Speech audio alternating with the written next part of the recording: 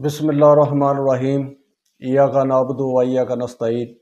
नाज़रीन, मैं चौधरी लियाकत अली मांगड़ जी के न्यूज़ तुहाडी खिदमत विच हाज़र हां।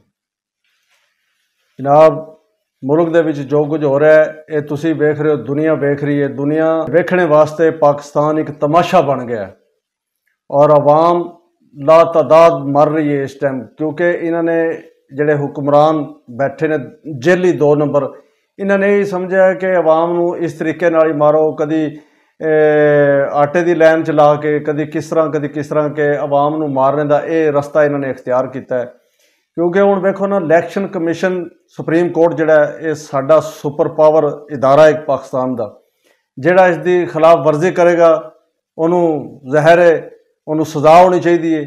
और इसे सुप्रीम कोर्ट ने, अदालतां ने दुनिया नूं फांसी लाया, दुनिया जिहड़ी जुर्मवार सी उन्होंने सजाए मौत भी हुई है, सारा कुछ होया, लेकिन सुप्रीम कोर्ट का, हाई कोर्ट का फैसला जिहड़ा है ये सिर मत्थे ते हर बंदे नूं मनना पैंदा है।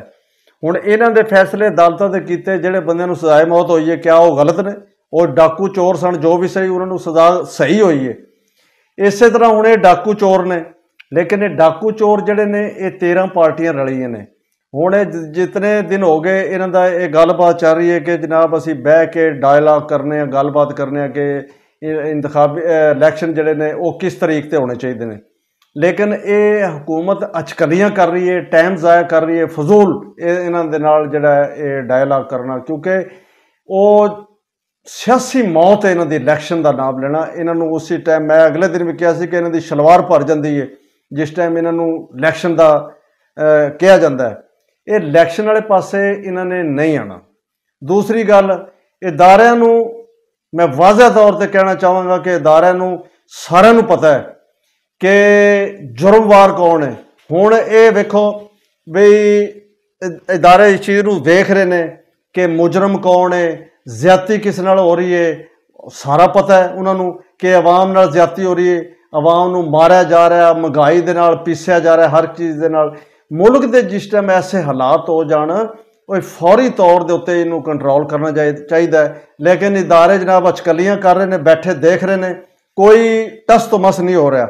हुण इन्होंने देखना चाहिए भी ये नून लीग जिहड़ी है ये जमीन दोज हो चुकी है, ये भस्म हो चुकी है, इसका जनाजा अवाम ने पढ़ छड़िया और ये सारी जिंदगी ये जो मर्जी कर लैन, ये कदी बरसरे इकतदार नहीं आ सकते। ये मर चुके ने, ये फौत हो गए ने, सारी नून लीग जितनी भी है ये, क्योंकि इन्होंने अवाम का बेड़ा गर्क कर छड़िया फड़ के। अवाम जनाब रोटी खाने तो, पैने सोने तो, बैठन उठन तो आवाज़ार है, जितना कि इन्होंने जलील कर छड़िया।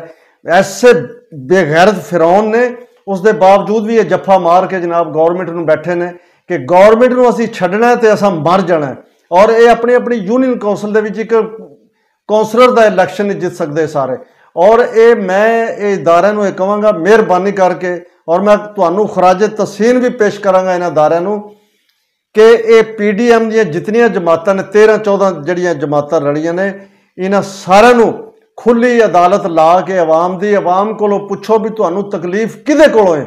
अगर अवाम जिहदे कोलों कहेगी कि भी सानूं इहदे कोलों तकलीफ है, तो उस बंदे नूं मीनारे पाकिस्तान दे उत्ते टंग के सजाए मौत दो, और जिहदे विच राजा रियाज सरे फरिश्ते, क्योंकि ये अवाम ने सुख का साह लेना है।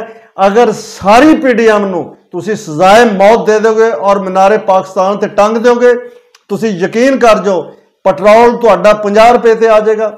यह जिहड़ी कणक की बोरी हुण 10,000 रुपये की है, ये जनाब 4,000 रुपये ते आ जाएगी। इस तरह किसानों नूं जिहड़ी ये खाद पा रहे ने या खाले जानवरों नूं जिहड़ी पांदे ने, ये हर शै नीचे आ जाएगी, घ्यो थले आ जाएगा। चावल हुण जनाब इमरान खान के दौर दे विच वो 5,000 का तरोड़ा सी 50 किलो का, हुण वो जनाब 16-17,000 रुपये का होया है। तो जिहड़ी गंदम है, 10,500-11,000 रुपये की कीमत बनी है, तो गरीब ने खाना कित्थों है?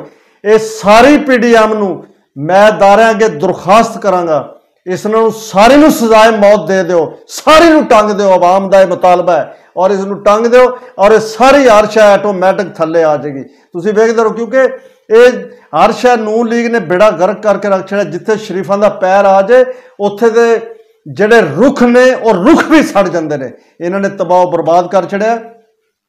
इस वास्ते इन्हों फौरी तौर पर हुण जिहड़ा सुप्रीम कोर्ट का जिहड़ा आर्डर है ये उसनूं नहीं मन रहे कि जी असीं उसनूं नहीं मनना।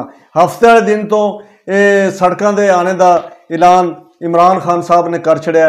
इंशाअल्लाह ताला पूरी दुनिया सड़कों के उत्ते आवेगी। चीफ जस्टिस के नाल कंधे दे कंधा नाल मिला के टुरांगे और कानून नूं बचाना है, अदलिया नूं बचाना है, आवाम नूं बचाना है। लेकिन इन्हां भगौड़ियां नूं, इन्हां डाकुआं नूं, इन्हां चोरां नूं, इन्हां नूं फौरी तौर पर इन्हां नूं हुण तार के साह लैना है। हुण या तख्ता होएगा, जो भी होएगा। हुण इन्हां फिरौनां दी आखिरी इनिंग्स है। इन्हां इंशाअल्लाह ताला इन्हां नूं उल्टा टंग के मार देंगे।